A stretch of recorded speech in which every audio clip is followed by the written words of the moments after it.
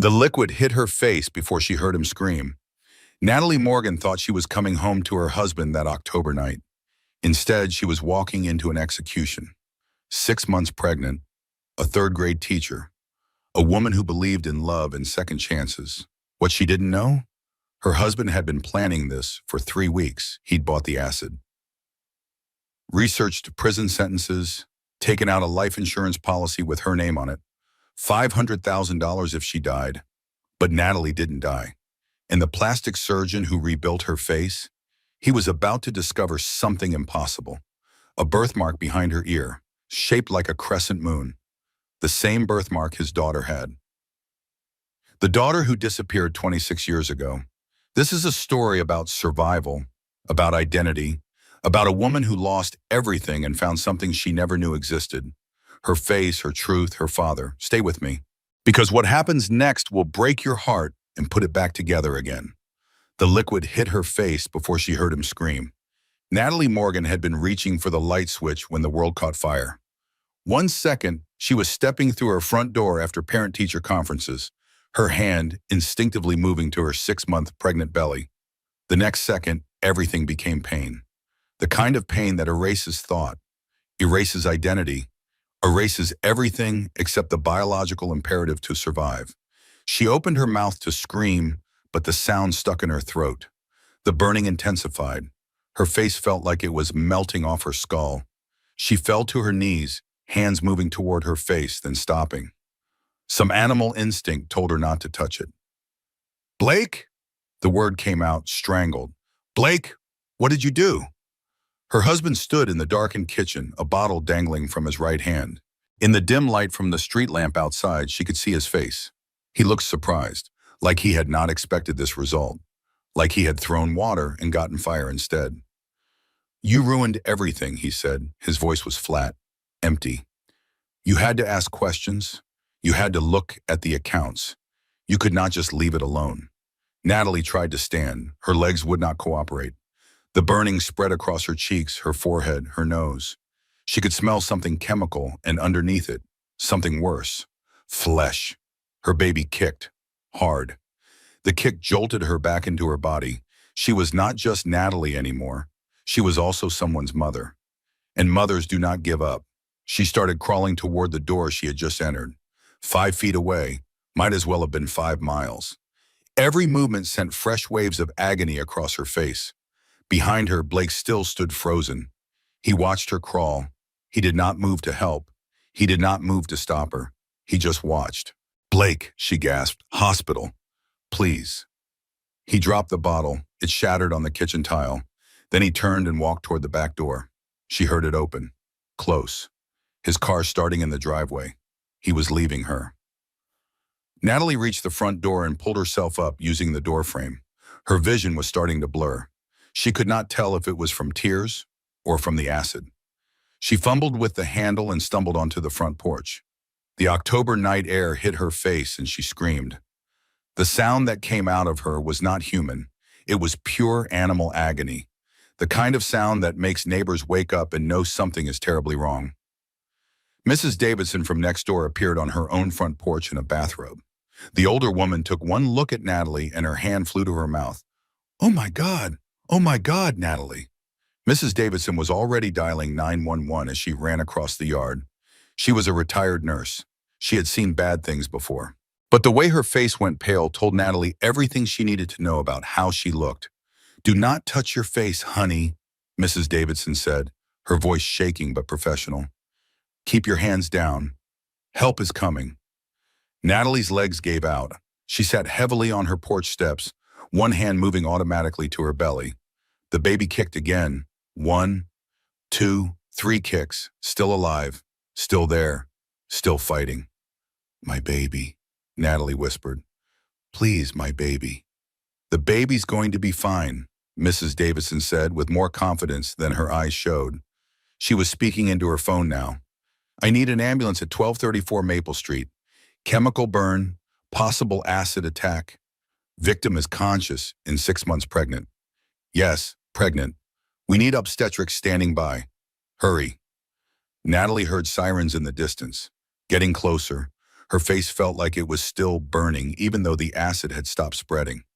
Her entire body was shaking. She thought about Blake's face. The surprise in his eyes, like he had not planned this far ahead, like he had acted on impulse. No, that was wrong. The bottle had been ready. He had been waiting in the dark. This was not impulse. This was premeditation. Her husband had tried to kill her. The ambulance pulled up, lights painting the neighborhood red and blue. Paramedics jumped out, their faces going professional blank when they saw her. "Ma'am, I'm Tyler, and this is my partner, Jess. We're going to take care of you. Can you tell me your name?" Natalie Morgan. Her voice sounded strange. Thick. "I'm 6 months pregnant. Is my baby okay?" The female paramedic, Jess, was already wrapping a blood pressure cuff around Natalie's arm. "Let's check. Lie back for me if you can."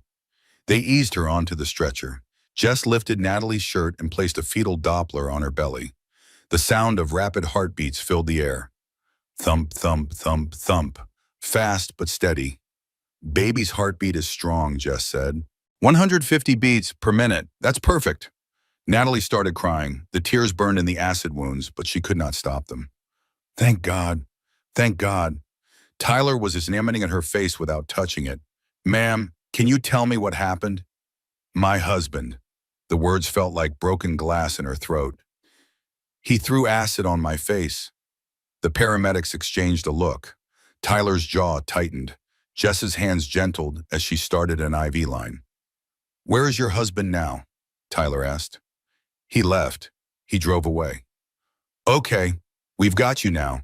We're taking you to Sacred Heart Hospital.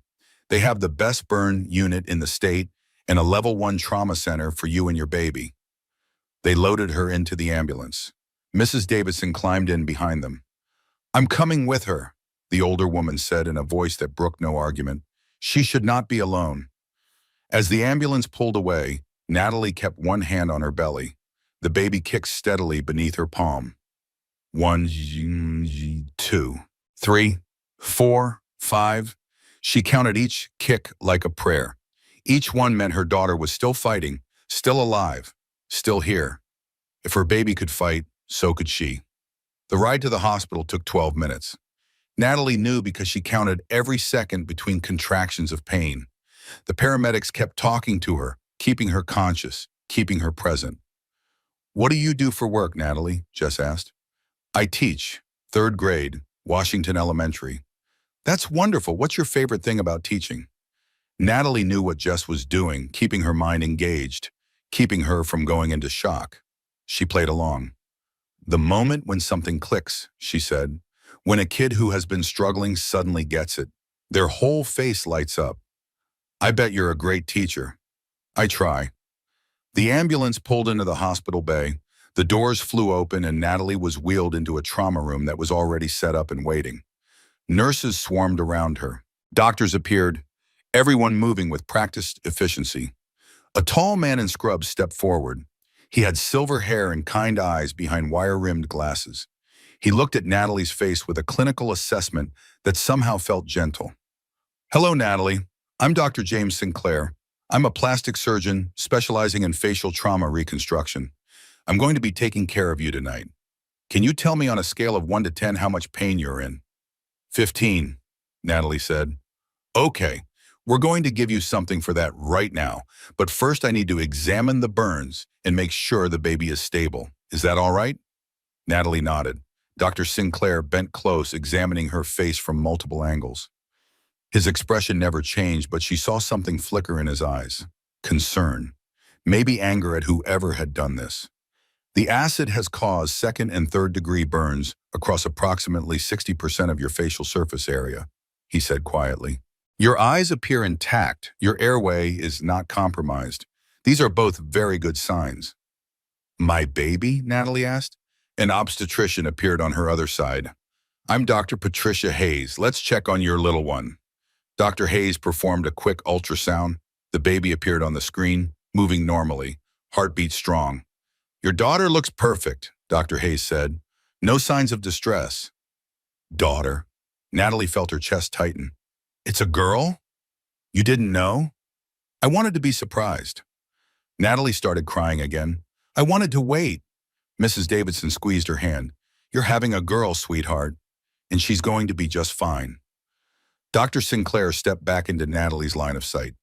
Natalie, I need to take you into surgery to remove the damaged tissue and begin the reconstruction process. This will be the first of several procedures. Do you understand? Will I look like myself again? The question came out small, childlike. Dr. Sinclair paused. Then he said something that Natalie would remember for the rest of her life. You'll look like someone who survived something terrible, he said, and that person will be beautiful in ways that have nothing to do with appearances. But yes, we'll rebuild your face. I promise you that. Natalie nodded. Okay, do it. As they wheeled her toward the operating room, she heard raised voices in the hallway. A woman's voice, urgent and scared. Where is she? Where's Natalie? Rebecca Torres burst into view, her dark hair wild, her eyes wide with panic. Natalie's best friend since college looked at her and went completely still. Oh my God. Rebecca's face crumpled. Oh, Nat, oh no. Rebecca, Natalie said. He left. Blake left me. I know. The police found his car abandoned 2 blocks from your house. Rebecca was crying now, moving alongside the gurney. They're looking for him everywhere. Good, Natalie said. The pain medication was starting to work. Her words felt slow, heavy. I hope they find him. I hope he rots in prison forever. He will, Rebecca said fiercely. I promise you, he will. As they passed through the doors to the surgical wing, Natalie caught a glimpse of her reflection in a metal cabinet door. Her face was swollen beyond recognition, red and blistered, monstrous. She looked away quickly. That was not her. That could not be her. But deep down, she knew. That was her now. That was what Blake had made her. The baby kicked 7 times in quick succession. Natalie closed her eyes as they transferred her to the operating table. She focused on those kicks, on that heartbeat, on the daughter she had not known she was carrying until 5 minutes ago. My daughter, she whispered as the anesthesia took hold. I'm still here, Mama's still here. Dr. Sinclair's face appeared above her, masked and ready. Count backwards from 10 for me, Natalie. 10, 9, 8. My baby. 7, 6. Blake. 5, 4. Still alive. 3, 2. Darkness. But what Dr. Sinclair did not know yet would change both their lives forever. Because as he examined the burns more closely under the bright lights of the operating room, he noticed something. Behind Natalie's right ear, untouched by the acid, was a small birthmark, shaped like a crescent moon. His hands stilled for just a moment. His breath caught.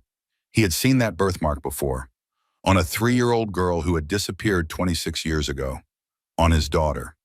The surgery took 8 hours. Dr. James Sinclair worked methodically, removing dead tissue, preserving what could be saved, planning the reconstruction that would come later. His team moved around him like a well-choreographed dance. Everyone knew their role. Everyone executed perfectly. But James's mind kept drifting to that birthmark. It was impossible. Coincidence. Thousands of people had crescent-shaped birthmarks. The human body created them randomly. This woman could not be his Carolyn. His daughter had been gone for 26 years. The trail had gone cold decades ago. He had searched everywhere, hired private investigators, checked every database, followed every lead. Nothing. Emma had taken Caroline during one of her psychotic episodes, postpartum psychosis that had gone undiagnosed for too long. By the time James realized how sick his wife was, she had already vanished with their daughter. 3 months later, Emma died in a single car accident in rural Montana. Caroline was not in the car. The police searched everywhere. Foster system, hospitals, morgues. A 3-year-old girl had simply disappeared into thin air. James had kept Caroline's room exactly as it was, her toys, her clothes, her tiny bed with the pink comforter, waiting for a homecoming that never happened. He had devoted his life to helping burn victims after that. If he could not save his own daughter, at least he could save someone else's child, someone else's wife, someone else's future. Dr. Sinclair? His surgical nurse, Martha, was looking at him. Do you want to proceed with the grafts now or wait for the next surgery? James refocused. We'll stabilize tonight. Grafts in stage 2. He finished the procedure, ensuring every wound was clean, every suture placed perfectly. This woman had been through hell. The least he could do was give her the best care possible. After surgery, he found Rebecca Torres in the waiting room. She jumped up when she saw him, coffee cup clutched in both hands. "How is she?" "The surgery went well," James said. "We removed the damaged tissue and prepared the area for reconstruction. She'll need several more procedures over the next few months." "But she'll be okay?" "Physically, yes. Emotionally," James paused, "that's going to take longer." Rebecca's face crumpled again. "I should have known. I should have seen the signs." "What signs?" "Blake changed about 8 months ago, got secretive, defensive when Nat asked questions. I told her something was wrong, but she defended him." Rebecca's voice broke. "God, I should have pushed harder." "This is not your fault," James said firmly. "The only person responsible for this is the man who attacked her." "Have they found him yet?" "I don't know, but the police are here. They want to take Natalie's statement when she wakes up." Detective Marcus Sullivan appeared from around the corner as if summoned. He was a broad-shouldered man in his mid-40s with a face that had seen too much but still managed to look kind. "Dr. Sinclair," he said, "can I speak with you about the victim?" "Of course." They moved to a private consultation room. Detective Sullivan pulled out a notebook. "What can you tell me about her injuries?" "Second and third degree chemical burns across approximately 60% of her facial surface area. Eyes intact. Airways clear. No other injuries apparent. Fetus is healthy and showing no distress." "Fetus? She's 6 months pregnant." Detective Sullivan's jaw tightened. He attacked a pregnant woman. "Yes." The detective wrote something down with more force than necessary. "We found Blake Warren's car 2 blocks from the scene. Keys still in the ignition. Driver's door open. He fled on foot." "Any idea where he went?" "Not yet, but we found his laptop in the car. He apparently forgot it in his rush to leave." Detective Sullivan's expression turned grim. "Do you want to know what we found on that laptop?" James nodded. Gambling websites, dozens of them.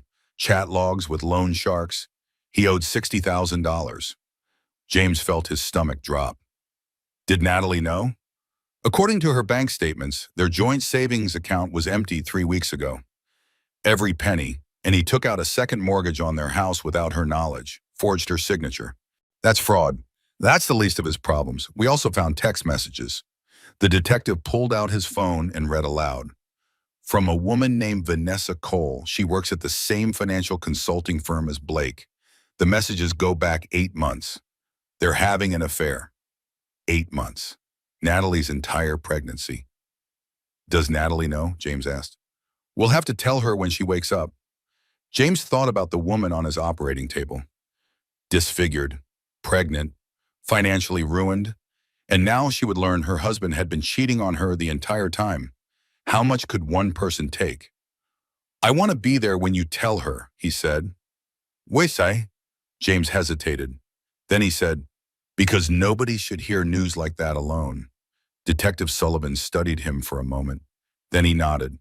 "All right, I'll let you know when she's conscious." James checked on Natalie in recovery. She was still sedated, breathing steadily through an oxygen mask. Bandages covered most of her face. Only her eyes and mouth were visible. He looked at her chart. Age 29. Born June 1996. No listed family. Emergency contact was Rebecca Torres, friend. No parents, no siblings, no one. Just like Caroline would be now. 29 years old, alone in the world. James shook his head. He was being irrational. The birthmark meant nothing. It was wishful thinking. Grief playing tricks after all these years. But as he left the recovery room, he could not help pulling out his phone and looking at the photo he kept in a locked folder. Carolyn at age 3, smiling, happy, unaware that in 2 weeks her entire life would shatter. He zoomed in on the photo. Behind her right ear, just barely visible in the sunlight, was a small crescent moon-shaped birthmark, exactly like Natalie's. James closed the photo and went to his office. He would check on Natalie in a few hours. For now, he needed to think, to breathe, to convince himself he was not going crazy. But in his file cabinet, buried under years of paperwork, was Caroline's missing persons report. He found himself pulling it out, reading it for the thousandth time. Caroline Marie Sinclair, disappeared June 15th, 1999. Age 3, brown hair, hazel eyes, crescent moon birthmark behind right ear, last seen with mother Emma Sinclair.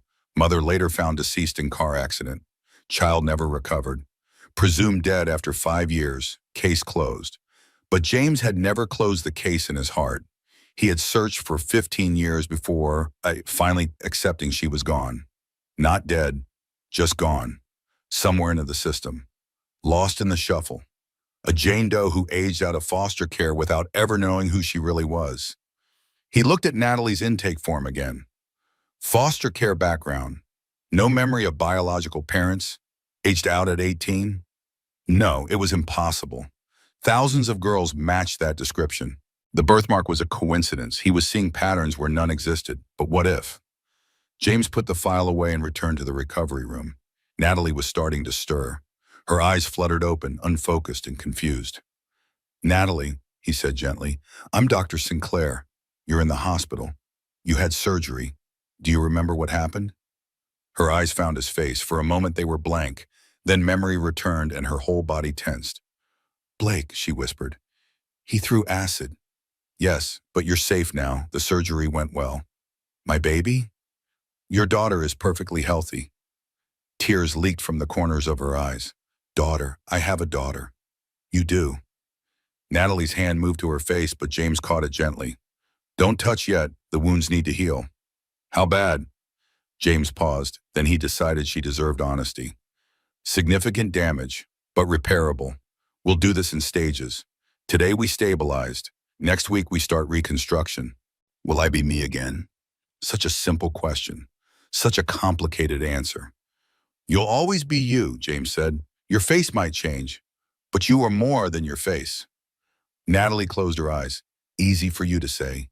You didn't lose yours. Fair point. Rebecca appeared in the doorway. Nat? Oh, thank God you're awake. Rebecca, Natalie's voice broke. Did they find him? Not yet, but they will. Detective Sullivan entered behind Rebecca. Mrs. Warren, I'm Detective Marcus Sullivan. I need to ask you some questions if you're up for it. Okay. The detective pulled up a chair. Can you tell me what happened tonight? Natalie spoke slowly, her voice rough from the breathing tube. She described coming home from parent-teacher conferences, finding Blake in the darkened kitchen, the bottle in his hand. He said I ruined everything, she finished. He said I should have left it alone. Left what alone? I don't know. I found some charges on our credit card last week. Gambling websites. I asked him about it. Her face, what was visible of it, twisted. That's what got me this. Asking questions. Detective Sullivan exchanged glances with James. Mrs. Warren, we found Blake's laptop in his abandoned car. There are some things you need to know. He told her about the gambling debts, the second mortgage, the stolen savings. Natalie listened without expression. Then he told her about Vanessa, about the affair that had lasted 8 months, the entire length of her pregnancy. Natalie was quiet for a long moment. When she finally spoke, her voice was eerily calm. Did you say 8 months? Yes, ma'am. My entire pregnancy. Yes, I see. Natalie stared at the ceiling. He met someone while I was growing his baby. He stole everything while I was planning our future. And then he tried to kill me because I found out. That's what the evidence suggests. Good. I want him in prison for the rest of his life. We're doing everything we can to find him. After the detective left, Rebecca pulled up a chair next to Natalie's bed. I'm so sorry, she said. I'm so sorry. Not your fault. I should have. Stop. Natalie's voice was firm despite her injuries. This is not on you. This is on Blake, only Blake. They sat in silence for a while. Then Natalie asked the question James had been dreading. Rebecca, tell me the truth. How bad is my face? Rebecca's pause said everything. That bad, Natalie whispered. It's going to be okay, Rebecca said. Dr. Sinclair is the best. Everyone says so. He'll fix this. But both women knew some things could not be fixed. Not completely. Not ever. James left them alone and went back to his office. It was 3 in the morning. He should go home. Get some sleep. Come back in the morning. Instead, he sat at his desk and stared at the two photos side by side. Caroline at 3, Natalie's intake photo. The birthmarks matched perfectly. He made a decision. Pulling out his phone, he called the genetics lab at the hospital. This is Dr. Sinclair. I need to arrange a DNA test, paternity test. Rush processing. The technician on the other end asked for details. James gave them. I'll need a sample from the patient, the technician said. I can get that in the morning. Just set it up. James hung up and immediately questioned his decision. What was he doing? This was insane. He was grasping at straws, seeing connections that did not exist. But he could not let it go. Not until he knew for sure. If there was even a chance that Natalie was Caroline, he had to know, even if the answer broke his heart all over again. 1 week later, Natalie had her first bandage change. She had been dreading this moment. The nurses said the wounds were healing well. Dr. Sinclair said the reconstruction could begin soon. Everyone was optimistic, but none of that mattered because today she would see her face. Rebecca sat beside her, holding her hand. Dr. Sinclair stood nearby with a mirror wrapped in a towel. Are you ready? He asked. Does it matter? Natalie replied. You can wait if you need more time. No, let's get this over with. Dr. Sinclair carefully removed the bandages, layer after layer. Natalie felt air hit her skin for the first time in a week. It felt strange, exposed. When the last bandage came off, Rebecca's sharp inhale told Natalie everything. Mirror, Natalie said. Natalie! Give me the mirror, Dr. Sinclair. He handed it over. Natalie looked. The woman in the mirror was not her. Could not be her. This woman had swollen, discolored skin stretched tight over her bones. Red patches mixed with white patches, mixed with sections of missing skin that had been debrided away. Her face looked like a topographical map of a foreign country. She stared for a long time. Then she touched her face with one tentative finger. The sensation was dull, muted. Parts of her face had lost feeling. I don't recognize myself, she said. That's normal, Dr. Sinclair said gently. Your face is still healing. Once we start reconstruction, will I ever look like me again? Silence. I'll be honest with you, Dr. Sinclair said. You will look different, but we can rebuild your features. Give you a face you can recognize as yours. It won't be exactly what you had, but it will be you. Natalie handed back the mirror. Her baby kicked. 1, 2, 3. I'm still here, she whispered, more to herself than anyone else. I'm still here. You are, Dr. Sinclair agreed. Then he asked the question that would change everything. Natalie, I need to ask you something. Do you know anything about your biological family? Natalie looked at him in surprise. No, I was in foster care. No records. Why? Dr. Sinclair hesitated. His eyes moved to her right ear. That birthmark behind your ear. It's distinctive. Natalie reached up automatically. She had forgotten about the birthmark. She had had it her whole life, barely noticed it anymore. Distinctive how? Another pause. Dr. Sinclair looked like he was choosing his words carefully. I'm going to ask you something that might sound strange, but please hear me out. Okay. Would you be willing to do a DNA test? A paternity test specifically? The room went silent. Rebecca's hand tightened around Natalie's. Natalie stared at the doctor. Why? Dr. Sinclair pulled out his phone. He scrolled to a photo and handed it to her. The photo showed a little girl, maybe 3 years old, with brown hair and a bright smile. She wore a yellow sundress and held a teddy bear. Behind her right ear, barely visible in the sunlight, was a small birthmark, shaped like a crescent moon. This is my daughter, Dr. Sinclair said quietly. Caroline. She disappeared 26 years ago. She'd be your age now. Natalie looked at the photo, at the birthmark, at the doctor. You think I'm your daughter? I think it's possible. The birthmark, your age, your foster care background, your lack of early memories. All of it fits. Fits what? Dr. Sinclair sat down. He looked exhausted. My ex-wife Emma suffered from postpartum psychosis after Caroline was born. We didn't understand how serious it was.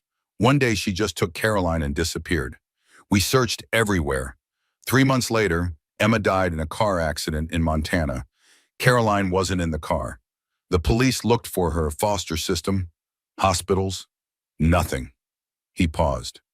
The theory was that Emma left Caroline somewhere before the accident. Maybe with a stranger. Maybe at a fire station. We'll never know.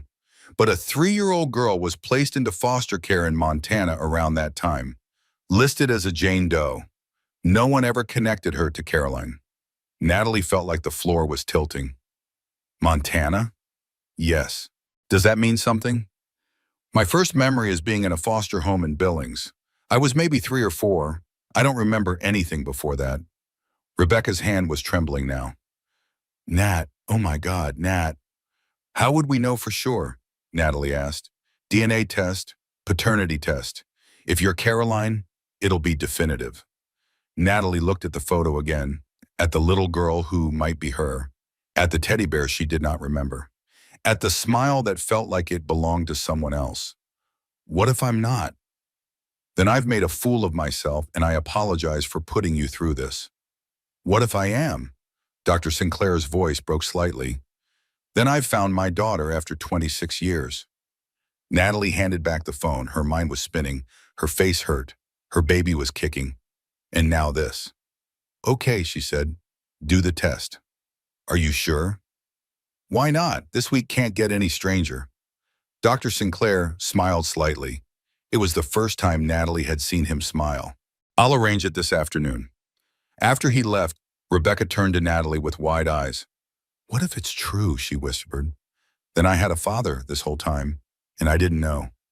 A father who's been looking for you. Or maybe it's just a weird coincidence, and I'm getting my hopes up for nothing. Natalie closed her eyes. I can't think about this right now. I have too much else to deal with. But she could not stop thinking about it. That night, alone in her hospital room, she stared at the ceiling and tried to remember anything from before age 4. There were fragments, a woman singing, the smell of lavender, a blue blanket. But that was it. Nothing concrete, nothing she could grasp. If she was Caroline Sinclair, she had lost 26 years with her father. 26 years of family, of belonging, of having someone who was hers. If she was not Caroline Sinclair, she was just a foster kid who had gotten unlucky twice. Once when her real family abandoned her. Once when her husband tried to kill her. Either way, her old life was gone. She was starting over whether she wanted to or not. The baby kicked. Hard. Natalie put her hand on her belly. Hey, baby girl, your mama's life is a mess right now. But I promise you this. Whatever happens, you're going to be loved. So loved. The baby kicked again, 7 times in quick succession. Natalie counted each one, her only certainty in a world that had become unrecognizable. 3 days later, Detective Sullivan returned with news. We found Blake Warren, he said. Natalie sat up straight. Where? Pennsylvania, hiding in an abandoned hunting cabin about 30 miles outside Harrisburg. Pennsylvania State Police took him into custody this morning. Is he coming back here? Yes, we're extraditing him for attempted murder. The DA wants him here for trial. Natalie felt a strange mix of relief and rage.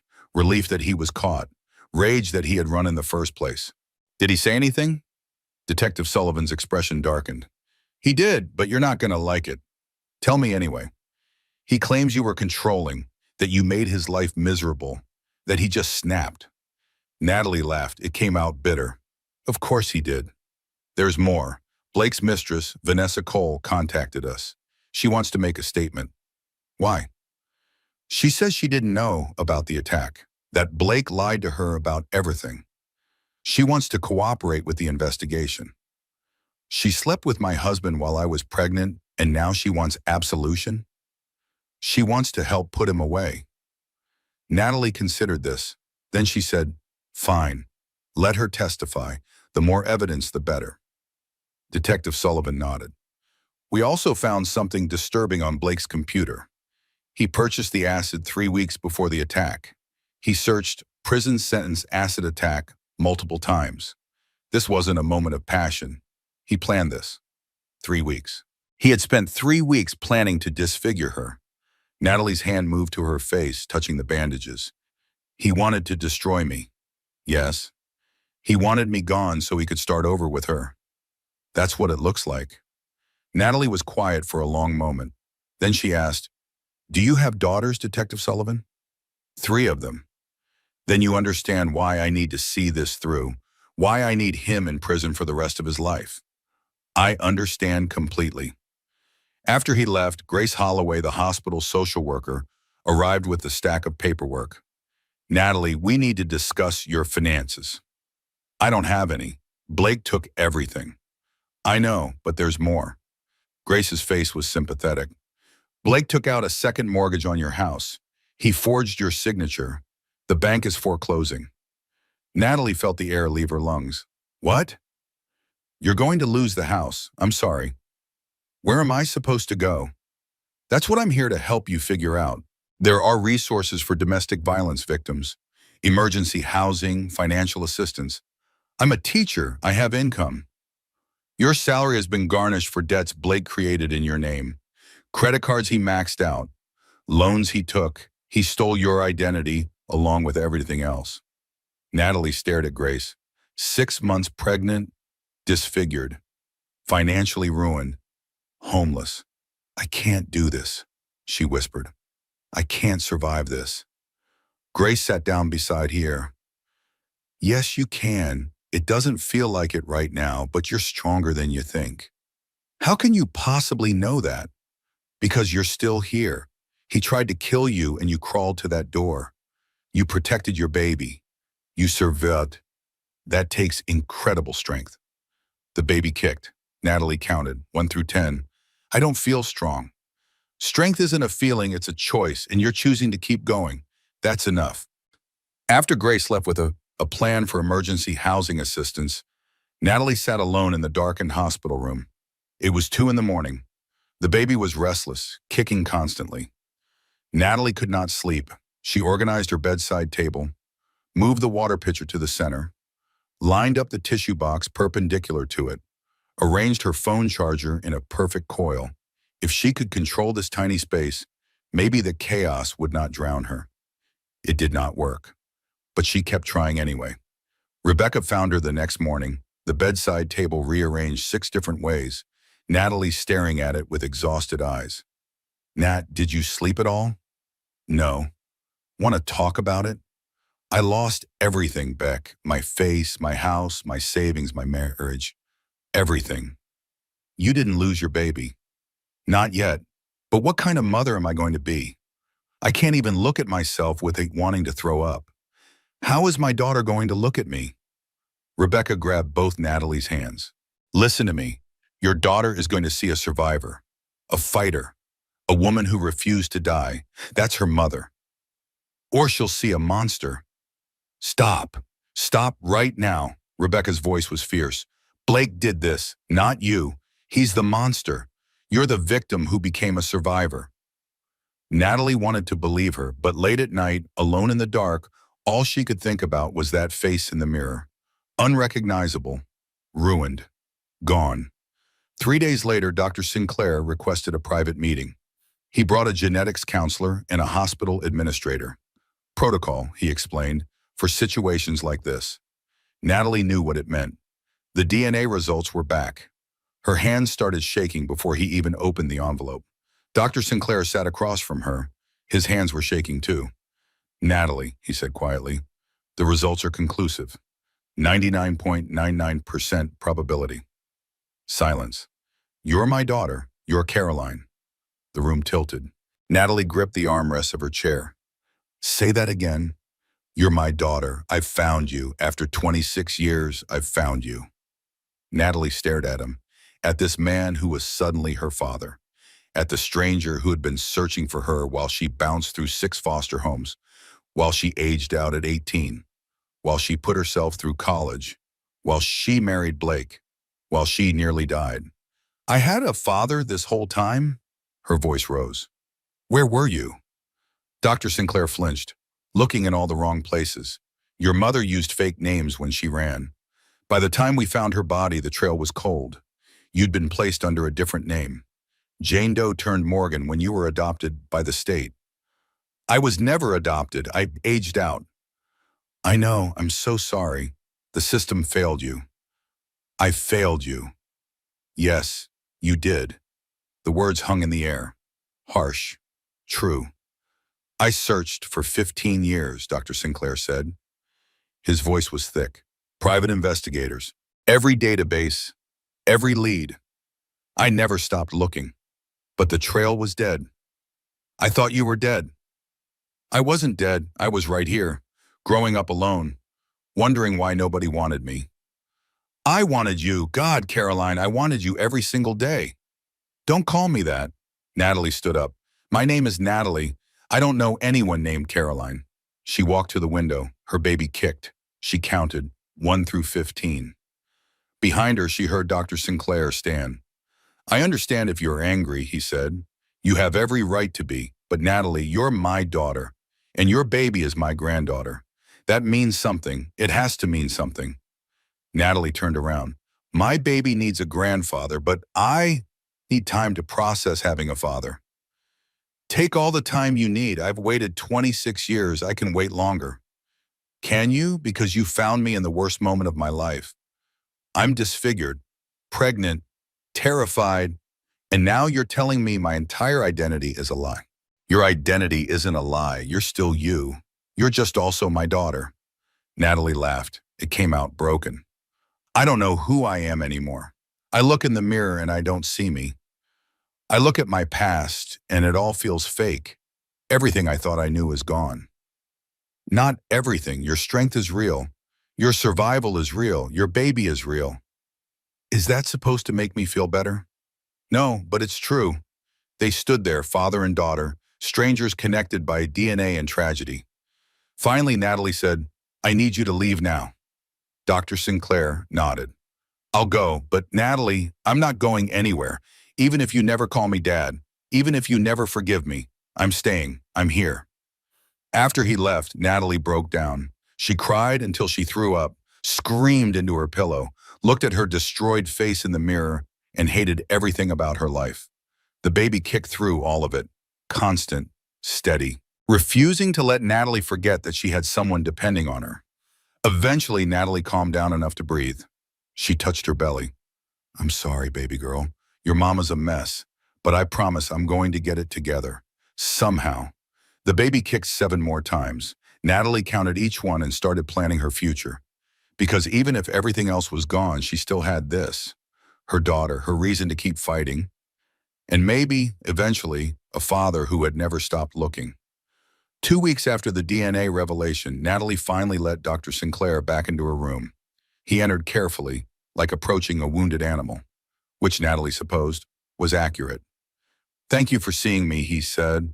I'm not doing this for you. My baby needs prenatal care and you're the best doctor here. I'll take what I can get. He examined her face, his touch clinical and gentle. The wounds were healing well, no infection, swelling going down. In another week, they could start reconstruction. Your recovery is going better than expected, he said. Great, will I look human again? Natalie, sorry, that was unfair. She took a breath. I'm trying, but everything feels impossible right now. Dr. Sinclair sat down. May I tell you about your mother, the real her, before the illness? Natalie considered refusing, but some part of her wanted to know, needed to know. Okay. Emma loved art. She painted murals, dreamed of teaching. You, Caroline, you were her joy. She used to sing to you every night. Lavender lullabies, she called them. She'd rub lavender lotion on your arms and sing until you fell asleep. Natalie went very still. Lavender? Yes. Why? I have this memory, a fragment, a woman singing, the smell of lavender. I always thought I made it up. You didn't make it up. That was Emma. That was your mother. Tears started falling before Natalie could stop them. What happened to her? Why did she take me? Postpartum psychosis. It's a severe mental illness that can develop after childbirth. Emma started having delusions, paranoid thoughts. She became convinced that people were trying to hurt you, that I was part of some conspiracy. He paused, pain clear in his voice. I tried to get her help, but back then we didn't understand how serious it was. One morning I woke up and you were both gone. She left a note saying she was protecting you, that she'd bring you back when it was safe. But she died instead. Yes, the car accident was ruled as single vehicle, no other factors. She just drove off the road. Maybe she fell asleep. Maybe the psychosis made her see something that wasn't there. We'll never know. And I wasn't in the car. No, the police think she left you somewhere hours before the accident, maybe with a stranger she trusted in her delusional state, maybe at a church or fire station. You were found 3 days later, wandering alone in a park. No ID couldn't or wouldn't tell anyone your name. Natalie processed this. I don't remember any of it. Maybe that's a mercy. You don't remember the worst parts. But I also don't remember the good parts. I don't remember you, or her, or being loved. Dr. Sinclair's voice broke. You were loved, so deeply loved. Emma and I, before the illness, we were happy. You were our whole world. Until I wasn't. You always were, even when you were gone, especially when you were gone. They sat in silence for a while. Then Natalie asked, did you ever remarry? No, I couldn't. Every woman I met I'd compare to Emma. Every child I saw, I'd wonder if they were you. He smiled sadly. I kept your room exactly the same. Your toys, your clothes, your tiny bed with the pink comforter. Waiting. That's heartbreaking. That's fatherhood. The baby kicked. Dr. Sinclair noticed. May I? He asked, gesturing to her belly. Natalie hesitated, then nodded. He placed his hand gently on her stomach. The baby kicked against his palm, his eyes filled with tears. Hello, little one, he whispered. I'm your grandfather, and I already love you so much. Watching him, Natalie felt something crack in her chest. This man had spent 26 years searching, grieving, hoping. He had found her in the worst possible moment and stayed anyway. I don't know how to do this, she admitted.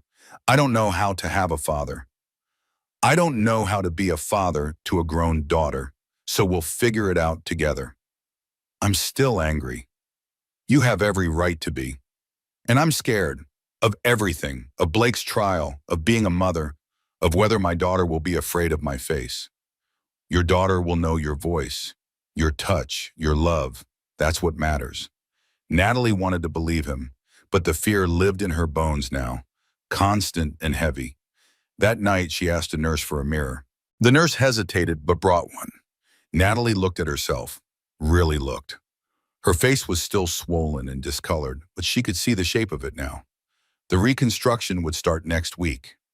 Dr. Sinclair would rebuild her cheekbones, her nose, her forehead. She would have a new face, different from before, different from Blake's handiwork, something in between. She touched her reflection. The glass was cold against her fingertip. Hello, she whispered. I don't know you yet, but I'm trying to meet you. It was not much, but it was a start. The next morning, Detective Sullivan arrived with unexpected news. Vanessa Cole is here. She wants to see you. Natalie's first instinct was to refuse, but curiosity won. Fine, 5 minutes. Vanessa Cole was 28, blonde, and looked like she had not slept in weeks. Her eyes were red and swollen. When she saw Natalie's bandaged face, she gasped. Oh my God. Yeah, Natalie's voice was flat. That's what your boyfriend did to me. He's not my boyfriend. He was never my boyfriend. Vanessa sat down heavily. I thought he loved me. I thought his wife was the problem. He said you were controlling, unstable, that you threatened suicide if he left. That's a lie. I know that now, but he was convincing. He showed me texts he claimed were from you, called you crazy, made me feel like I was saving him. Natalie felt her anger building. And you believed him? Yes, I'm ashamed of that, but yes. Why are you here? Vanessa pulled a folder from her bag. Because I realized I was part of something terrible, and I need to make it right. She handed Natalie the folder. Inside were financial records, bank statements, emails, and a life insurance policy. Natalie's blood went cold as she read. Policyholder, Blake Warren, insured. Natalie Warren, benefit, $500,000. Beneficiary, Blake Warren. He was going to kill me anyway, Natalie whispered. That's what I think. The acid was just his weapon of choice.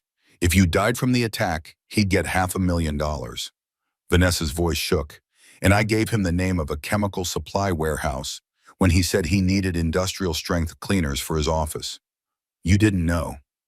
That doesn't make me less responsible. Natalie looked at this woman, this other woman her husband had manipulated and used, and despite everything, she felt a strange kinship. He played us both, Natalie said. Yes. You thought you were in love with him. I thought a lot of stupid things. Are you testifying against him? If you want me to, the prosecutor says my testimony about the affair and the financial records will help establish motive and premeditation. Natalie considered. Then she said, testify. Show everyone who Blake Warren really is. After Vanessa left, Rebecca arrived with coffee and determination. You met with her? Rebecca asked. Yeah. And? And Blake lied to everyone. He isolated me. He manipulated her. He planned to kill me for insurance money. Natalie laughed bitterly. I was worth more dead than alive. Don't say that. It's true, $500,000. That was my value to buy him. Your value to him is meaningless. Your value is what you decide it is. Natalie touched her bandaged face. What if I can't decide? What if I look in the mirror and I still don't know who I am?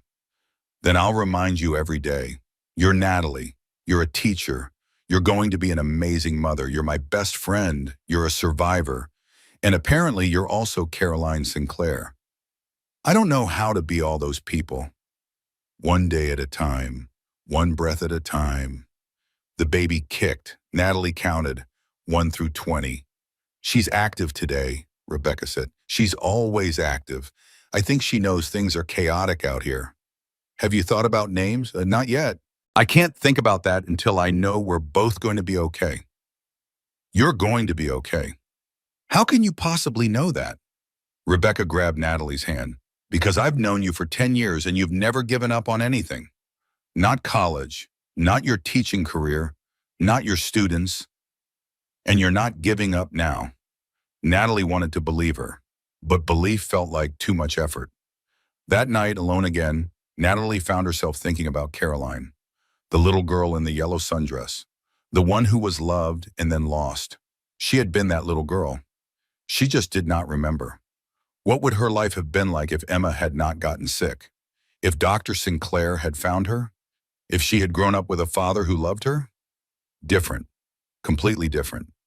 Better? Maybe. Maybe not. She would never know. All she had was now, this moment, this broken body, this complicated future. She placed both hands on her belly. Your name is going to be Caroline, she said to her daughter. Caroline Hope, after the little girl I used to be. And hope, because that's what we need right now. The baby kicked in response, 7 times. Natalie counted each one and decided that was answer enough. Tomorrow, reconstruction would begin.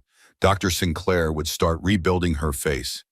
And maybe, while he rebuilt her outside, Natalie could figure out how to rebuild her inside. One surgery at a time, one day at a time, one kick at a time. The second surgery was scheduled for early morning. Natalie woke at 5, unable to sleep, counting her baby's kicks like a meditation. 37 kicks before the nurse came in.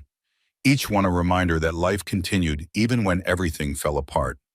Dr. Sinclair arrived at 6. He was wearing surgical scrubs and an expression that was equal parts professional and paternal. How are you feeling? And he asked. Terrified. That's honest. Good. What if it doesn't work? It will work. I've done this procedure hundreds of times. Not on your daughter, he paused. No, not on my daughter. Do you want me to recuse myself? I can have Dr. Mitchell take over. Natalie considered it, then shook her head. No, I want you. Why? Because you're the best, and because I need to start trusting someone. Something shifted in Dr. Sinclair's face. Gratitude, relief. I won't let you down, he said. The surgery took 6 hours. They used skin grafts from Natalie's thigh to reconstruct her cheeks, rebuilt her nose using cartilage grafts, worked on her forehead and chin to restore symmetry. Natalie was under general anesthesia, but somehow she dreamed. She dreamed of a woman singing, of lavender, of a teddy bear with one missing eye. When she woke in recovery, Dr. Sinclair was sitting beside her bed. How do you feel? He asked. Like I was hit by a truck. That's about right. How did it go? Very well. The graphs took beautifully. You'll need more procedures, but this was a major step. Natalie reached for her face, but he caught her hand. Not yet. Give it a few days to heal. I can't see it? Not until the bandages come off, doctor's orders. Natalie laughed despite the pain. You're enjoying this? Maybe a little. Rebecca arrived an hour later with flowers and gossip from Natalie's school. The other teachers were asking about her. The principal sent a care package. Her students made get well cards. One card in particular made Natalie cry. It was from Sophia Martinez, a quiet third grader who struggled with reading. Dear Miss Morgan, I miss you. Mr. Henderson is nice, but he doesn't explain things like you do. I hope you come back soon. Love, Sophia. Below the words was a drawing of a woman with a big smile and hearts around her head. She drew you, Rebecca said gently. She drew who I used to be. She drew her teacher. That hasn't changed. Meanwhile, in Pennsylvania, Blake Warren was being transported back to face charges. Detective Sullivan called with an update. We've got him in custody. He'll be arraigned tomorrow. The DA is charging him with attempted murder, assault with a deadly weapon, and multiple counts of fraud and identity theft. What's the sentence if he's convicted? Natalie asked. Attempted murder alone carries 25 years to life. With the other charges, he's looking at 40 years minimum. Good. There's something else. Blake's lawyer is already making noise about a plea deal. Natalie's grip tightened on the phone. What kind of deal? He'd plead guilty to aggravated assault in exchange for a lighter sentence. 10 to 15 years instead of 40. No, absolutely not. I told them you'd say that. But Natalie, if this goes to trial, you'll have to testify. Relive everything. Face him in court. I don't care. He tried to murder me and my baby. He destroyed my face. He stole everything. 10 years isn't enough. Detective Sullivan was quiet for a moment. Then he said, all right, we'll prepare for trial. After the call, Natalie sat with her hands shaking. The thought of seeing Blake again made her physically ill. But the thought of him getting a lighter sentence was worse. She would testify. She would face him. And she would make sure he spent the rest of his life in prison. The next day, Dr. Sinclair brought dinner from a real restaurant. Not hospital food, actual homemade pasta from his kitchen. You cook? Natalie asked, surprised. I learned after Emma died, had to do something with my hands. They ate in comfortable silence. The pasta was good. The company was better. After a while, Dr. Sinclair said, can I tell you a story? Sure.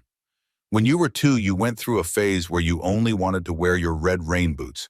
Every day, even when it wasn't raining, even with dresses. Emma tried to argue, but you'd throw these tiny tantrums until she gave in. Red rain boots? Bright red, with frogs on them. You love those boots more than anything. He smiled at the memory. I have photos somewhere. You at the beach in your rain boots, at the park, at your second birthday party. Red boots in every picture. Natalie tried to imagine it. Failed. I don't remember. I didn't expect you to, but I remember, and I want you to know who you were. Who was I? Strong-willed, stubborn, joyful. You laughed at everything. You made up songs, you collected rocks and insisted they were treasures. His voice grew softer. You were loved, Caroline. Even if you don't remember, you were so loved. Natalie felt her throat tighten. Don't call me Caroline. That's not my name. I know, I'm sorry. Old habit. My name is Natalie. I know. They finished eating in silence. Before he left, Dr. Sinclair turned back. I kept everything, he said, your toys, your clothes, your books, even those red rain boots, if you ever want to see them. Why would I want to see them? Because they're yours. They've always been yours. And when you're ready, they'll be waiting. After he left, Natalie lay in the dark, thinking about red rain boots and a little girl who loved them. That girl felt like a stranger. But maybe with time, Natalie could learn to know her. 2 weeks later, the bandages came off. Natalie insisted on being alone for the reveal, just her and a mirror. Dr. Sinclair had protested but eventually agreed. This was something she needed to do by herself. The nurse removed the bandages slowly, layer after layer. Natalie kept her eyes closed until everything was off. Ready? The nurse asked. No, but do it anyway. The nurse handed her the mirror. Natalie opened her eyes. The face looking back was different. The scars were still there, but less angry now, more integrated. Her cheekbones had shape again. Her nose was proportional. Her forehead was smooth. She looked like a woman who had been through hell, but she also looked like a woman who had survived. Hello, she whispered to her reflection. I'm Natalie. Nice to meet you. It was not love, but it was acceptance, and that was enough for now. When Dr. Sinclair checked on her later, he found her still staring in the mirror. What do you think? He asked carefully. I think I look different now. Do you hate it? No, I don't hate it. She turned to face him. I don't love it either, but I can live with it. That's a start. Yeah, it is. That night, Natalie had a dream. She was 3 years old, wearing red rain boots, jumping in puddles. A woman watched her laughing. The woman had kind eyes and smelled like lavender. Higher, Mama, Dream Natalie shouted. Be careful, Caroline, the woman said. Natalie woke with tears on her face. The first memory that felt real. The first glimpse of who she used to be. Caroline Sinclair had been loved, even if Natalie Morgan did not remember. And maybe that was enough. The official DNA results arrived with clinical language in irrefutable numbers. 99.99% probability of paternity. Dr. James Sinclair was Natalie's biological father. She was Caroline Marie Sinclair, missing since June 15th, 1999. A press conference was held. Dr. Sinclair handled the media with practiced professionalism.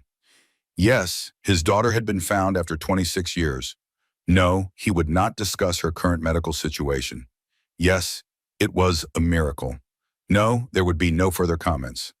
Natalie watched the press conference from her hospital bed, saw her father handle reporters with grace, saw him protect her, even from afar.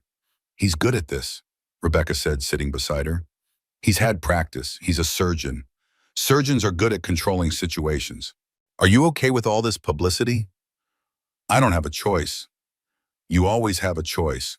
Natalie touched her stomach. 8 months pregnant now, baby Caroline Hope was running out of room in there. The kicks were less frequent, but more powerful. What if I can't do this? Natalie asked quietly. Do what? Be a mother, have a father, testify against Blake. All of it. Rebecca turned to face her fully. Nat, you've survived an acid attack while pregnant. You've learned your entire identity was different than you thought. You've rebuilt your face. If you can do all that, you can do anything. That's different. I didn't choose those things. They happened to me. And you're choosing how to respond. That's the hard part. And you're doing it anyway. 3 days later, Dr. Sinclair invited Natalie to his home. She was reluctant but curious. Rebecca drove her, staying close as moral support. Dr. Sinclair's house was a beautiful colonial in a quiet neighborhood. Inside, it was neat but lived in. Medical journals on the coffee table, photos on the walls, and one door that was closed. That was your room, Dee, he said, noticing her looking. I kept it exactly as it was. Can I see it? Are you sure? Natalie nodded. He opened the door. The room was frozen in time.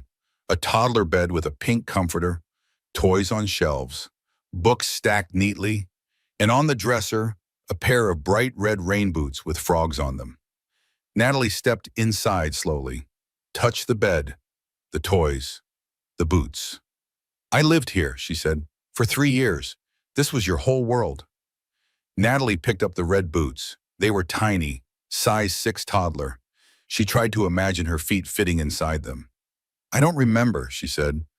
I should remember, but I don't. You were 3 when you disappeared. Most people don't have clear memories from that age. But you do. You remember everything. I'm your father. I held on to every memory like a lifeline. Natalie set down the boots and picked up a stuffed teddy bear. It had one missing eye. This was in my dream, she said suddenly. This bear. I dreamed about it. That's Mr. Buttons. You named him. You took him everywhere. Natalie clutched the bear, 30 years old and holding a childhood toy like it was the most important thing in the world. Can I keep this? She asked. Caroline, Natalie, everything in this room is yours. It always has been. Natalie took Mr. Buttons back to her hospital room. That night, she slept with him next to her pillow, and she dreamed of lavender again. The next morning, she woke to find Dr. Sinclair in her room. "I need to tell you something," he said, "and you're not going to like it." Natalie sat up. "What happened?" Blake's lawyer filed a motion.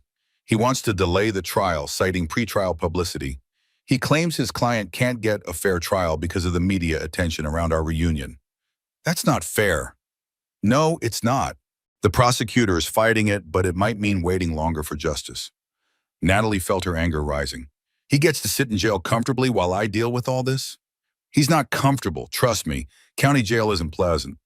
Good, I hope he's miserable. Dr. Sinclair sat down. Natalie, I need to ask you something personal. Okay. Have you thought about after the trial, after the baby is born? Where will you go? I don't know. The house is foreclosed.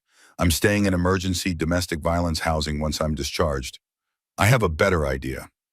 Natalie waited. Come home, he said. You and the baby. Come home to my house. I have 3 empty bedrooms. I can help with childcare while you recover. You won't be alone. I can't just move in with you. Why not? Because I barely know you. So get to know me. I have 26 years to catch up on. Let me help you. Natalie wanted to refuse. Independence was important. She had always taken care of herself, but she was so tired, and the idea of not being alone was tempting. Can I think about it? She asked. Of course, take all the time you need. Later that day, Vanessa Cole called in. Natalie, it's Vanessa. I wanted to let you know I met with the prosecutor. I'm testifying at the trial. Thank you. I also wanted to say I'm sorry for everything. I know it doesn't change anything, but I need you to know I never would have been with him if I'd known the truth. Natalie considered her words carefully.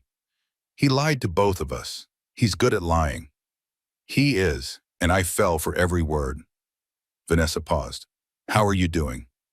Really? I'm surviving. Some days that's all I can manage. I'm in therapy now, processing my role in all this. My therapist says I was manipulated, but I still made choices. We both made choices. His were worse. Thank you for saying that. After the call, Natalie sat with complicated feelings. Anger at Vanessa for sleeping with Blake, sympathy for Vanessa for being manipulated, gratitude for Vanessa's testimony. Human emotions were never simple. That night, Natalie made a decision. She called Dr. Sinclair. I'll move in, she said, after the baby is born, if the offer still stands. Of course it stands. But we need ground rules. Name them. You don't get to make decisions for me. I'm not 3 anymore. I'm an adult. Agreed. And I pay rent when I can. I'm not a charity case. Natalie, no, I need this. I need to contribute. Fine, we'll figure out a fair arrangement. And we're not calling me Caroline. I'm Natalie. I understand. Okay then, I'll come home. The words felt strange. Home. She had never really had one. Just a series of foster houses and then an apartment with a Blake that had never felt safe. Maybe Dr. Sinclair's house could be home. Eventually. 1 week later, Natalie went into labor. It was 3 in the morning. She woke to contractions and immediately knew. Rebecca, she called. Rebecca was sleeping in the chair beside her bed, keeping her company. Rebecca, it's time. Rebecca jolted awake. Time? Are you sure? Pretty sure. The nurses were called. Dr. Hayes arrived. Dr. Sinclair appeared somehow, still in his scrubs from a late surgery. I'm here, he said. Do you want me here? Natalie grabbed his hand. Yes, stay. The labor was fast, only 4 hours from first contraction to pushing. Baby Caroline Hope was apparently as stubborn as her mother. The pain was intense, but Natalie barely noticed. All she could think about was meeting her daughter. The baby she had protected through acid and surgery and trauma. The baby who had kicked her way through the worst moments of Natalie's life. One more push, Dr. Hayes said. Natalie pushed with everything she had, and then a cry filled the room, sharp and indignant and absolutely perfect. It's a girl, Dr. Hayes announced. They placed the baby on Natalie's chest. She was tiny and red and screaming her displeasure at the world. Hello, Caroline Hope, Natalie whispered. I'm your mama, and nobody is ever going to hurt you. The baby quieted at her voice, opened her eyes, looked up at Natalie with that unfocused newborn gaze. Natalie started crying. She's perfect. Oh my God, she's perfect. Dr. Sinclair stood beside the bed, tears streaming down his face. "May I?" he asked, reaching out tentatively. Natalie nodded. He took his granddaughter's tiny hand. "Hello, Carolyn Hope. I'm your grandfather, and I will make up for every day I wasn't there for your mother." Rebecca was crying too. The nurse was crying. Even Dr. Hayes looked emotional. 7 pounds, 3 ounces, the nurse announced. 20 inches long, completely healthy. Natalie could not stop staring at her daughter, this tiny human she had created, this miracle. "I did it," she whispered. "We did it, baby girl. We survived." 3 days later, Natalie and baby Caroline Hope were discharged from the hospital. Dr. Sinclair drove them to his house, to their new home. He had converted his home office into a nursery, a crib with a mobile, a changing table, a rocking chair by the window. Natalie stood in the doorway, holding her daughter, looking at the room her father had created. "You did all this?" she asked. "I had help." Rebecca picked out the mobile. The hospital social worker recommended the chair. "But yes, I put it together." "Why?" He looked at her like the answer was obvious. "Because you're my daughter, and she's my granddaughter, and I've waited 26 years to have family back in this house." Natalie felt something break open in her chest, not pain, something gentler. "Thank you," she whispered, "for everything." "You don't have to thank me." "Yes, I do." That night, Natalie sat in the rocking chair, feeding her daughter at 2 in the morning. The house was quiet. The world outside was dark. But in this small nursery, with her baby in her arms and her father asleep down the hall, Natalie felt something she had not felt in a very long time. Safe. She touched her scarred face with one hand, counted her daughter's breaths with the other. Blake had tried to destroy her. Instead, he had revealed who she really was. A survivor, a mother, a daughter, a woman who could burn and still bloom. "I love you, Caroline Hope," she whispered. "We're going to be okay. I promise." The baby made a small sound and snuggled closer. And for the first time in months, Natalie believed her own words. They were going to be okay. 2 months after Caroline Hope's birth, Natalie returned to the hospital for another surgery. Dr. Sinclair had assembled his full reconstructive team. This procedure would refine the earlier work, soften the scars, restore more natural contours to her face. "This is the big one," he explained the night before. "After this, you'll need maybe 1 or 2 minor touch-ups, but the major reconstruction will be complete." Natalie nodded. She was nervous, not about the surgery itself, but about what came after. Who would she see in the mirror when this was done? Rebecca arrived early to watch Caroline Hope. The baby was thriving, growing, nursing like a champion. She had Natalie's eyes and Dr. Sinclair's chin. "She's going to be a heartbreaker," Rebecca said, holding her goddaughter. "She's going to be strong," Natalie corrected. "That's more important." The surgery took 9 hours. Skin grafts from Natalie's thigh were used again, this time to smooth her cheeks, refine her jawline, create more natural transitions between repaired and original tissue. Dr. Sinclair worked with precision and care. Every suture was perfect, every placement deliberate. This was his daughter. He would accept nothing less than his absolute best work. When Natalie woke in recovery, the first thing she felt was pain. The second was relief that it was over. "How did it go?" she asked groggily. "Perfect," Dr. Sinclair said. "The grafts look beautiful. Your face is going to heal wonderfully." "When can I see?" 2 weeks. We need to let the swelling go down and the grafts integrate fully." Natalie groaned. 2 more weeks of bandages. 2 more weeks of healing. During her recovery, Natalie's school called. Principal Martinez wanted to know if she planned to return to teaching. "I don't know," Natalie admitted. "I want to, but I'm not sure if I can." "Because of your face?" the principal asked gently. "Because of everything. My face, my baby, the trial coming up. I'm barely holding it together." "The kids miss you. They ask about you every day." That made Natalie cry. "They do?" "Of course they do. You're a wonderful teacher. And these kids, they don't care about scars. They care about whether you believe in them." "I need more time." "Take all the time you need. Your position will be here when you're ready." 1 week into recovery, Detective Sullivan called. We have a trial date, 3 months from now, January 15th. Natalie's stomach dropped. That's soon. The DA wants to move quickly. Blake's lawyer keeps filing motions trying to delay. We want to shut that down. What do I need to do? Prepare to testify, man. The prosecutor will work with you on your statement. And Natalie, this is going to be hard. Blake will be in the courtroom. His lawyer will cross-examine you. It's going to feel invasive. I don't care. I want him in prison. Good. That's the attitude we need. After the call, Natalie sat with Caroline Hope in her arms. The baby was sleeping, her tiny fist curled against Natalie's chest. Your daddy is a bad man, Natalie whispered. But you're never going to know him. I promise you that. Dr. Sinclair found her an hour later, still sitting in the same position. Want to talk about it? He asked. The trial is in 3 months. I know. Detective Sullivan called me too. I have to testify. I know. I have to see him again. I'll be there with you in the courtroom. You won't be alone. Natalie looked up at her father. Why are you being so good to me? Because I'm your father. This is what fathers do. You missed 26 years. You don't owe me anything.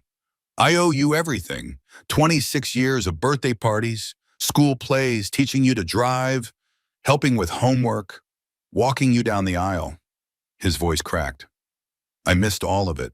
So if I can be here for this, I'm going to be here. Natalie felt tears spilling over. I'm scared. Of the trial. Of everything. Of failing Caroline. Of Blake getting out someday. Of never feeling normal again. Dr. Sinclair sat beside her. Can I tell you something my father told me when I was in medical school? Okay. I was terrified of my first surgery, absolutely convinced I'd mess it up. My father said, James, courage isn't the absence of fear. It's doing the right thing even when you're terrified. You're terrified, but you're still showing up. That's courage. It doesn't feel like courage. It feels like survival. Sometimes they're the same thing. 2 weeks after surgery, the bandages came off. Natalie insisted on privacy again, just her and the mirror. The nurse removed the gauze slowly. Natalie kept her eyes closed until it was done. Ready? The nurse asked. No, but give me the mirror anyway. She opened her eyes. The woman in the mirror was not the old Natalie, but she was not the monster from the hospital either. She was someone new, someone who had been broken and rebuilt. Her face had scars, yes. They would always be there, but they were softer now, integrated. Part of her story rather than the whole story. Her cheekbones had shape. Her nose was proportional. Her eyes, unchanged by the acid, looked back at her with something that might eventually become pride. Hello, she said to her reflection. I'm Natalie Morgan. No, wait, I'm Caroline Sinclair. No, that's not right either. She paused, tried again. I'm Natalie Sinclair, daughter, mother, teacher, survivor. The name felt right, a blend of who she was and who she had always been. When Dr. Sinclair checked on her, he found her still staring in the mirror. What do you think? He asked. I think I look different. Is that okay? It's more than okay. I look like someone who survived.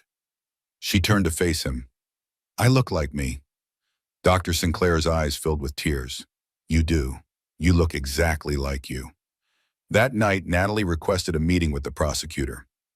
District Attorney Jennifer Chen arrived with files and determination. Mrs. Warren, Ms. Sinclair, Natalie corrected. I'm going back to my real name, Natalie Sinclair. Ms. Sinclair, let's talk about the trial. Blake's defense team is going to argue temporary insanity. They'll claim he snapped under financial pressure. That's garbage. He bought the acid 3 weeks early. He researched prison sentences. That's premeditation. I agree, and that's what will show the jury. But his lawyer will try to paint you as controlling. They'll say you drove him to it. Natalie felt her anger rise. So I'm on trial too?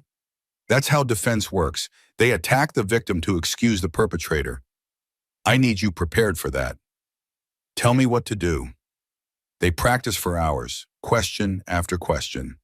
Natalie's answers became smoother, more confident. She learned to stay calm when the prosecutor played defense attorney and attacked her character. Remember, D.A. Chen said at the end, tell the truth, stay factual, don't let them see you cry. Juries reward strength. I can be strong. I know you can. 1 month before the trial, Vanessa Cole requested another meeting. She arrived at Dr. Sinclair's house nervously, clutching her purse. "Thank you for seeing me," she said. "What do you want?" Natalie asked. She was feeding Caroline hope but stayed in the room. "I wanted to tell you I'm testifying, but also I wanted to apologize. Properly. Not just for the affair. For believing his lies about you. For not questioning why a pregnant woman would be as terrible as he claimed." "Why didn't you question it?" "Because I wanted to believe him. Because believing him meant I wasn't a terrible person for being with him." Vanessa's voice shook. "I'm in therapy now, working on why I was so easy to manipulate. My therapist says I have patterns. We all have patterns. Mine almost got you killed." Natalie looked at this woman, Blake's mistress, Blake's other victim. "You gave the prosecutor the life insurance policy information," Natalie said. "That evidence might be what convicts him of premeditated attempted murder instead of just assault." "I hope so. Then we're even." "We're not even. We'll never be even. But I appreciate you saying it." After Vanessa left, Rebecca turned to Natalie. "That was generous of you." "What was?" "Forgiving her." "I didn't forgive her. I just don't have the energy to hate her anymore. Blake's the one who deserves my hate. She's just someone he used. You've changed." "I've had to." The night before the first day of trial, Natalie could not sleep. She sat in the rocking chair in Caroline Hope's nursery, holding her sleeping daughter, counting her breaths. Dr. Sinclair found her at 3 in the morning. "Can't sleep?" he asked. "Too nervous." "Want some tea?" They went downstairs. He made chamomile tea with honey, the way Emma used to make it. "I'm scared," Natalie admitted. "Not of Blake. Of breaking down in court. Of giving him the satisfaction of seeing me cry." "Then don't cry there. Cry here. Cry now. Get it out." So she did.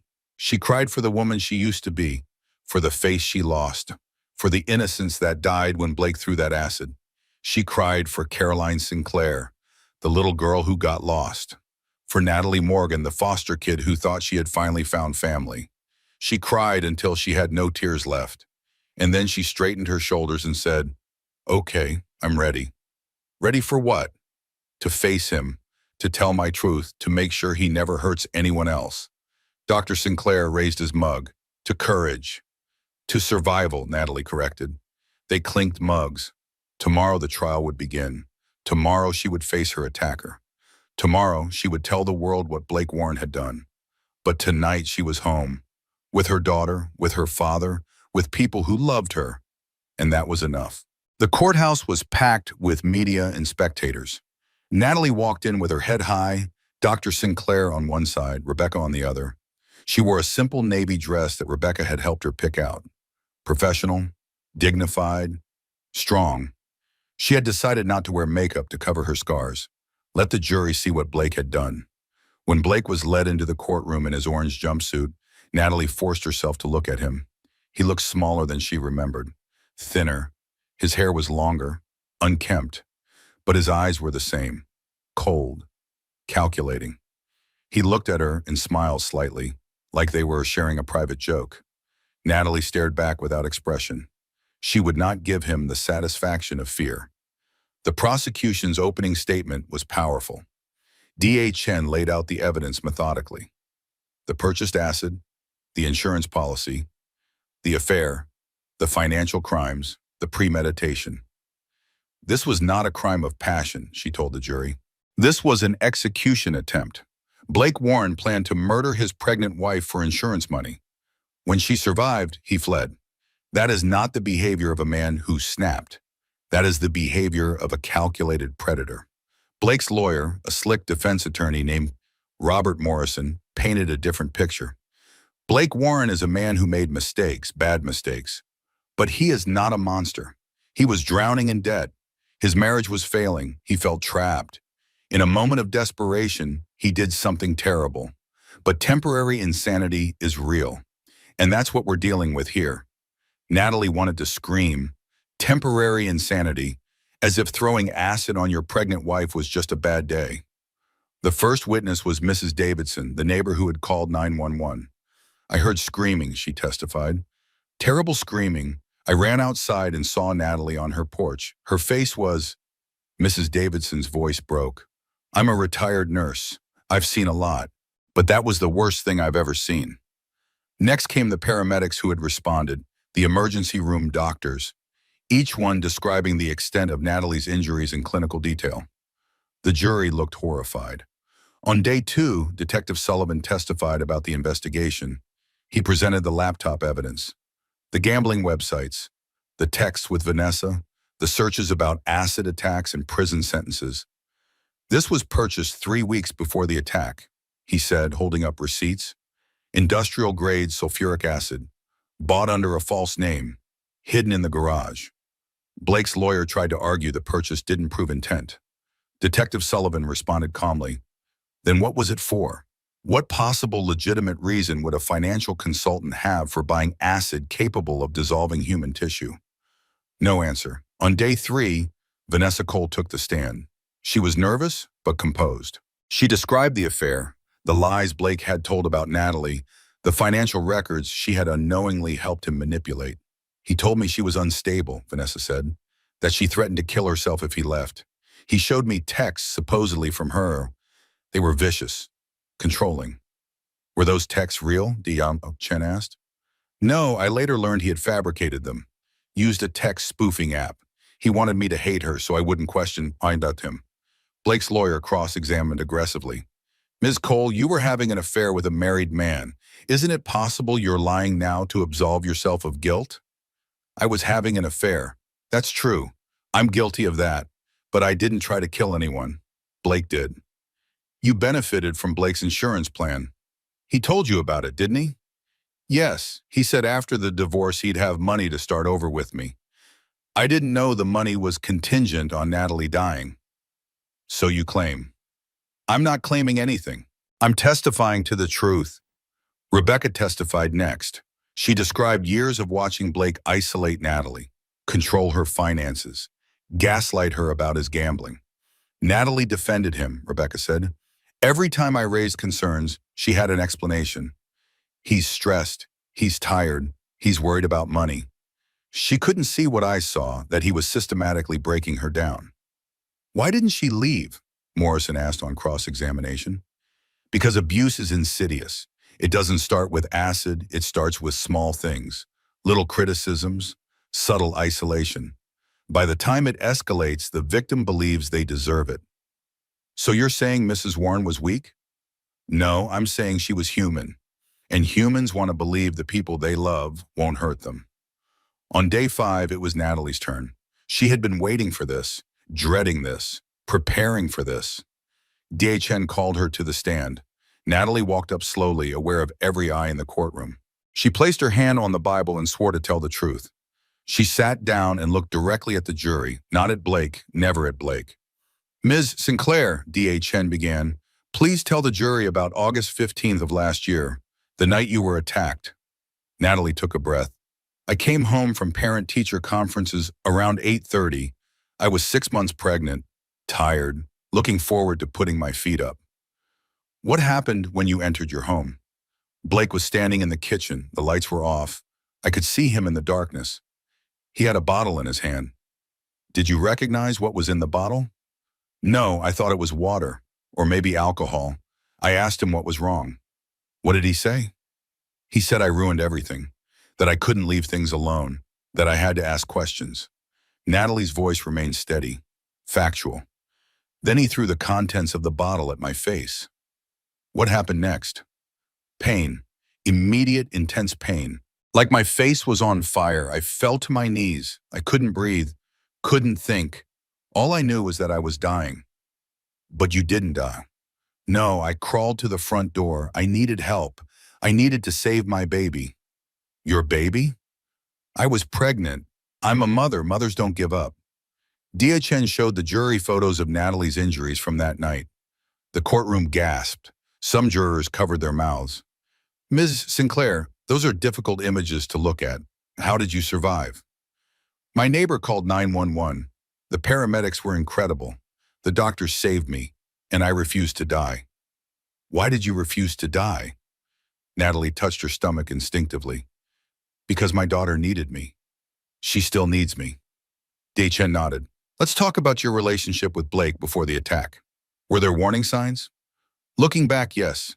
He became secretive about 8 months before. Defensive when I asked about our finances. Angry when I questioned late nights at work. Did you find out why he was secretive? He was gambling and having an affair and stealing from our joint accounts. When did you discover this? 2 days before the attack. I found charges on our credit card, gambling websites. When I confronted him, he said it was nothing, that I was overreacting. But it wasn't nothing. No, he had lost $60,000, taken a second mortgage on our house without my knowledge, emptied our savings account, maxed out credit cards in my name. How did that make you feel? Betrayed, scared, but I thought we could work through it. I thought marriage meant facing problems together. Natalie paused. I was wrong. Blake didn't want to face problems. He wanted to eliminate them. And by eliminate, you mean? He tried to murder me. The courtroom was silent. Then Morrison stood for cross-examination. Ms. Sinclair, you admit you confronted my client about his finances. You were angry, weren't you? I was upset, yes. He had stolen our money. So you argued with him. We had a discussion, a heated discussion. I was concerned about our financial situation. That's normal. Isn't it true you threatened to leave him? Yes, after I found out about the affair. So you threatened his life as he knew it, his home, his child, his future. Natalie felt her anger rise but kept her voice level. I threatened to leave a marriage that was built on lies. That's not the same thing as throwing acid on someone's face. But you pushed him, you cornered him, you made him feel trapped. Nothing I did made him try to murder me. That was his choice. My client claims he doesn't remember the attack, that he blacked out from stress. Then why did he buy the acid 3 weeks early? Why did he research prison sentences? Why did he flee after? Those aren't the actions of someone who blacked out. Morrison changed tactics. Ms. Sinclair, you're suing my client for damages, aren't you? Yes, for medical expenses and pain and suffering. So you have a financial incentive to see him convicted. I have a personal incentive to see him in prison, so he never does this to anyone else. You also recently discovered you're the daughter of Dr. James Sinclair, a wealthy plastic surgeon. Isn't it convenient that your surgeon turned out to be your long-lost father? D.A. Chen objected. Relevance? The judge sustained. Morrison moved on. Miss Sinclair, according to your medical records, you suffered from depression during your pregnancy. You were prescribed medication.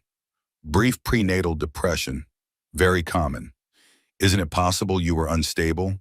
That my client was scared of your mental state? I was never unstable. And even if I was, that wouldn't justify attempted murder. But it might explain why my client felt threatened. Natalie had had enough. She leaned forward and looked directly at Blake for the first time. I was 6 months pregnant.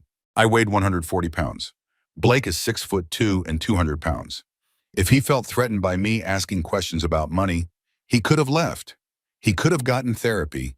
He could have done anything except try to burn my face off. The jury was riveted. Morrison had no more questions. As Natalie stepped down, her water broke. She felt the gush and looked down in shock. My baby, she said. Chaos erupted. Dr. Sinclair rushed forward. The judge called recess. Paramedics were summoned. And Blake? Blake looked annoyed that his trial had been interrupted. That expression would haunt the jury's memories. Natalie gave birth to Caroline Hope in the hospital while the trial recessed for 3 days. When court resumed, the defense rested without calling Blake to testify. Morrison knew his client would destroy himself on the stand. Closing arguments were powerful on both sides. D.A. Chen reminded the jury of the evidence. Premeditation, insurance money, a fleeing suspect. This is attempted murder. Don't let his lawyer's smoke and mirrors obscure the truth. Morrison argued temporary insanity. A good man who made one terrible mistake in a moment of psychological crisis. Punish him, yes, but don't call him a monster. The jury deliberated for 6 hours. When they returned, the foreman stood. On the charge of attempted murder, how do you find? Guilty. Natalie felt her knees weaken. Rebecca caught her arm. On the charge of assault with a deadly weapon? Guilty. On the charges of fraud and identity theft? Guilty on all counts. Blake showed no emotion. He just stared straight ahead. Sentencing was set for 2 weeks later. When that day came, Blake was given 40 years to life. No parole eligibility for 35 years. He would be 72 years old before he could even apply for release. The judge's final words were cutting. Mr. Warren, you are not a victim of circumstance. You are a predator who planned to murder your pregnant wife for money. You will spend the rest of your productive life in prison thinking about the moment you chose violence over humanity. Gavel, it was over. Natalie walked out of the courthouse with her head high. Dr. Sinclair carried baby Caroline Hope. Rebecca held Natalie's hand. Outside, reporters shouted questions. Natalie stopped and faced the cameras. I want to say something, she announced. The crowd quieted. To anyone watching who is in an abusive relationship, please hear me. Abuse doesn't start with acid, it starts with small things. Isolation, control, gaslighting. If someone makes you feel small, if someone makes you doubt yourself, if someone makes you afraid, that's abuse. And you deserve better. You deserve safety. You deserve love. Please reach out to friends, to family, to domestic violence hotlines. You can survive this. I'm proof. Then she turned and walked away. Blake Warren was gone, locked away for decades. And Natalie Sinclair was free. 6 months after the trial, Natalie stood in her third-grade classroom for the first time in over a year. Principal Martinez had offered her a slower return to work. Part-time, team teaching, support staff available. But Natalie wanted to do this on her own terms. The students were new. None of them had been in her class before. They didn't know her story. To them, she was just a Miss Sinclair, their teacher with scars on her face. Good morning, class, she said.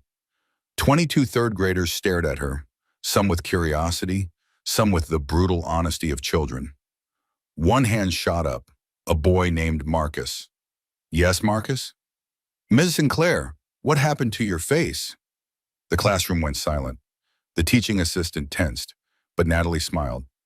That's a good question, Marcus. Someone hurt me very badly, but I healed, and that's what I want you to remember. People can hurt us, but we can heal. We're stronger than we think. Marcus considered this, then he said, My dad says scars mean you're a warrior. Your dad is right. Another hand went up, a girl named Sophie.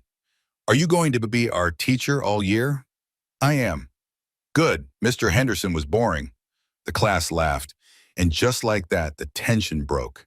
Natalie spent the day teaching, reading, math, science. It felt good to be back, to have purpose beyond survival. At pickup, one mother approached nervously. Miss Sinclair, I'm Marcus's mom. I wanted to apologize if he was rude. He wasn't rude. He was honest. I appreciate that. Still, I'll talk to him about appropriate questions. Please don't. I'd rather kids ask me directly than whisper behind my back. Honesty is kindness. Marcus's mom smiled with relief. Thank you, and welcome back. That night, Natalie came home exhausted but happy. Dr. Sinclair had Carolyn Hope in his arms, singing a lullaby, the same one Emma used to sing to Caroline Sinclair 29 years ago. How was the first day? He asked.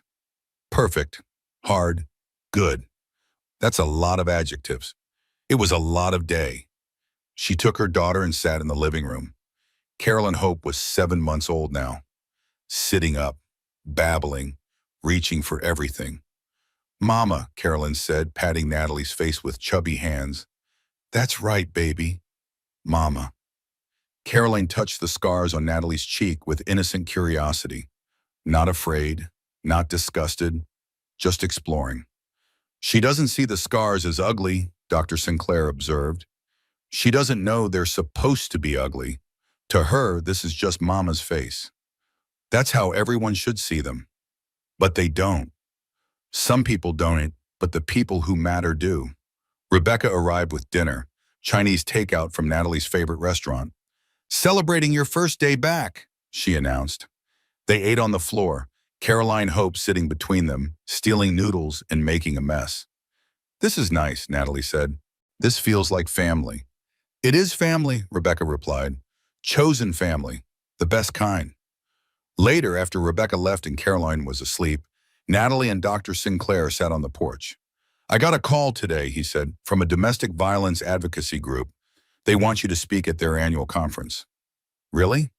You've become something of a symbol, a survivor who rebuilt her life. I don't know if I'm ready for that. Think about it. No pressure, but you have a powerful story. Natalie considered it. What would I even say? Tell the truth. That's what survivors need to hear. 1 month later, Natalie stood on a stage facing 200 women, all survivors of domestic violence, all rebuilding their lives. Her hands shook as she approached the microphone. My name is Natalie Sinclair, she began. A year ago, my husband threw acid on my face while I was 6 months pregnant. He planned to kill me for insurance money. Today he's in prison, and I'm here. I'm a teacher, a mother, a daughter, a survivor. She paused.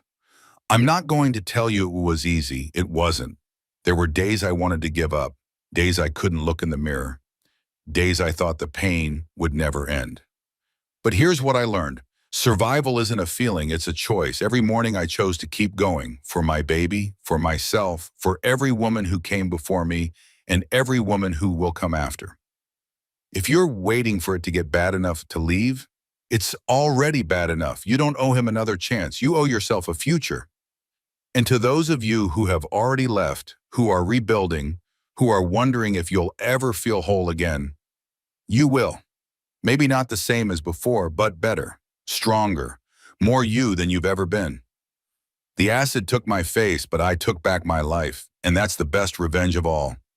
Standing ovation, women crying, hugging each other, hugging Natalie. One woman approached after. Thank you, she said. I left my husband 3 months ago. Some days I regret it. Today you reminded me why I had to. You're brave, Natalie told us. So are you. After the conference, Natalie felt something shift. Her trauma had purpose. Her pain could help others.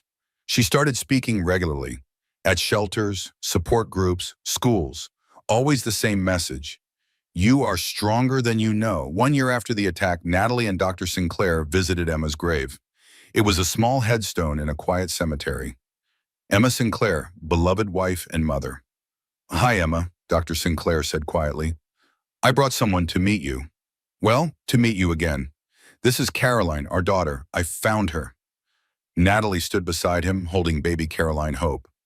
I wish I remembered you, Natalie said. But I remember the lavender and the singing. Thank you for that. They stood in silence for a while. Then Natalie said, I named my daughter after the little girl you loved, Caroline Hope, because even though you were sick, you loved me, and I wanted to honor that. As they left the cemetery, Dr. Sinclair took Natalie's hand. Your mother would be proud of you. You think? I know. She was a fighter too, before the illness. You have her strength. I have yours too. Then you're unstoppable. That night, as Natalie put Caroline Hope to bed, she sang the lavender lullaby, the one Emma sang, the one Dr. Sinclair still sang. The circle was complete. 3 generations, connected by trauma and love and determination. Natalie looked at her daughter sleeping peacefully, at the nursery her father had built, at the life she had reconstructed from ashes. I did it, she whispered. We did it, baby girl. We survived, and now we're thriving. She touched her scars gently, not with shame, with acknowledgement. You're part of me now, she told them. You're proof I survived. Thank you for reminding me I'm stronger than I ever knew. And for the first time since that terrible night, Natalie felt beautiful. Not despite her scars, because of what they represented. Survival, strength, second chances. She was Natalie Sinclair, teacher, mother, daughter, survivor. And she was exactly where she was supposed to be. 2 years after the attack, Natalie stood in her bathroom getting ready for an important day. She looked in the mirror. Really looked. The scars were still there. They would always be there. But they had faded, softened, become part of her landscape rather than the whole story. She saw her mother's eyes, her father's smile, her own hard-won strength. Hello, Natalie, she said to her reflection. You're still here, still fighting, still beautiful. Carolyn Hope toddled into the bathroom, her little red rain boots squeaking on the tile. Yes, red rain boots with frogs. Dr. Sinclair had found an identical pair online. Caroline loved them as much as little Caroline Sinclair had 27 years ago. Mama, Mama, boots, Caroline announced, lifting one foot proudly. I see your boots, baby. They're perfect. Natalie finished getting ready and headed downstairs. Today was the grand opening of the Caroline Hope Center, a domestic violence resource center that Natalie had helped establish.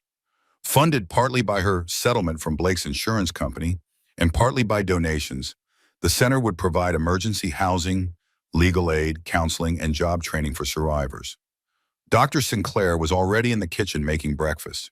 He had retired from surgery 6 months ago to focus on being a grandfather and supporting Natalie's advocacy work. Big day, he said, handing her coffee. Huge day. Nervous? Terrified. Good, that means it matters. Rebecca arrived to help with Caroline Hope. She would watch the toddler during the opening ceremony. Look at you, Rebecca said, hugging Natalie.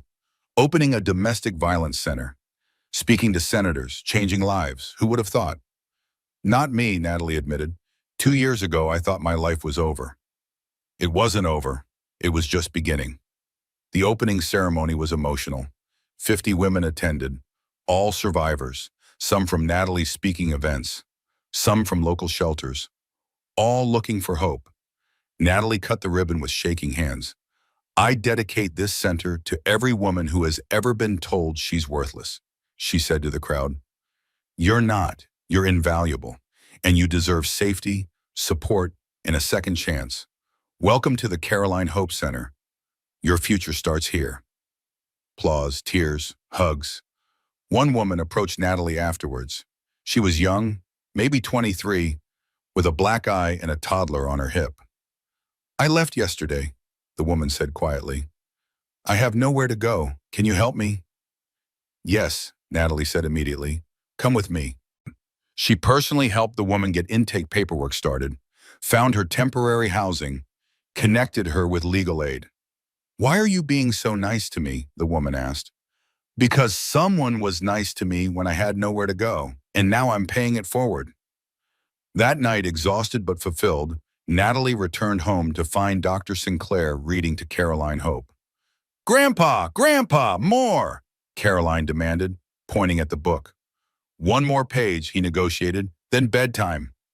Watching them, Natalie felt overwhelming gratitude for this man who had never stopped searching, for this daughter who had given her purpose, for this life she had built from ruins.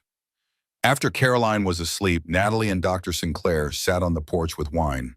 I got a call today, he said, from the state legislature. They want to name a law after you. What kind of law? Increased penalties for acid attacks, mandatory minimum sentences. It would be called Natalie's Law. Oosh, Natalie felt tears welling up. Really? Your advocacy has made an impact. Politicians are paying attention. I don't want to be defined by what happened to me. You're not. You're defined by what you did after.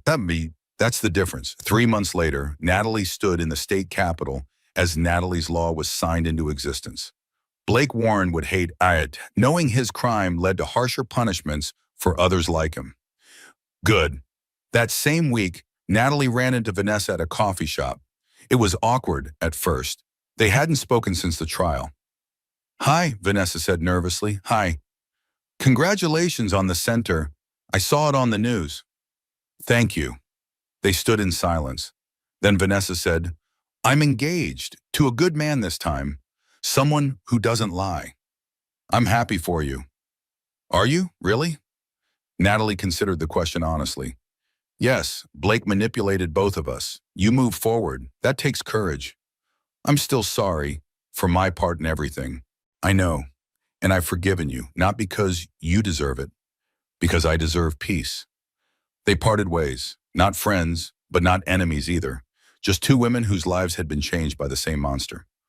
On Caroline Hope's second birthday, they threw a party at Dr. Sinclair's house.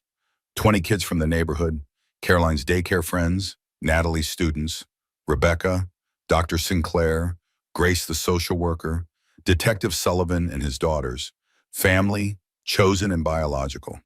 Caroline Hope wore a princess dress and her red rain boots. She blew out candles with help from Natalie. Make a wish, baby, Natalie said. Caroline closed her eyes and wished for something only a 2-year-old could understand. Probably more cookies. As the party wound down and guests left, Natalie found herself alone in the kitchen with Dr. Sinclair. Thank you, she said. For what? For never giving up, for spending 26 years looking for me, for being here when I needed a father. Thank you for letting me be your father, for giving me a second chance. We gave each other second chances. Carol and Hope toddled over, sleepy and covered in frosting. Mama, Papa, turned. Papa, that's what she called Dr. Sinclair, not Grandpa. Papa. He scooped her up. Bedtime for birthday girls. Later, after Caroline was asleep, Natalie sat in the nursery watching her daughter breathe. She thought about how far she had come, from that terrible night when Blake threw acid, to this moment. 2 years, a lifetime. She was not the same person. She would never be that person again. But she was better, stronger, more herself than she had ever been. She touched her scars one last time. Thank you, she whispered, for reminding me I'm a survivor. Then she stood and walked to her own room, her home, her sanctuary. Tomorrow she would teach. Next week she would speak at another conference. Next month she would testify before a congressional committee about domestic violence prevention. But tonight she was just Natalie. Mother, daughter, survivor. And that was everything. The acid had taken her face, but she had taken back her life. And in the end, that was the best revenge of all. Not hate, not vengeance, but joy, love, purpose. Blake Warren was rotting in a prison cell, dying alone, his name synonymous with evil. Natalie Sinclair was surrounded by people who loved her, making a difference, her name synonymous with survival. She had won. Completely. Absolutely. Finally. And as she drifted off to sleep, her last thought was simple. I am not what happened to me. I am what I chose to become after. Survivor, fighter, mother, daughter, advocate, warrior. Natalie Sinclair. Alive. Thriving. Free. Natalie's story reminds us that we're stronger than we think. That survival isn't just about making it through the darkness. It's about finding light on the other side. If this story moved you, I'd love to know. Drop a comment telling me what resonated most. Was it Natalie's courage, the father-daughter reunion, or maybe something else entirely? Your thoughts matter, and if you know someone who needs to hear this message of hope, share this video with them. Sometimes a story is exactly what someone needs to take their next brave step. Hit that like button if you believe in second chances, and subscribe so you never miss another story of survival, hope, and the incredible resilience of the human spirit. Remember, you are not what happened to you. You are what you choose to become after. I'll see you in the next story.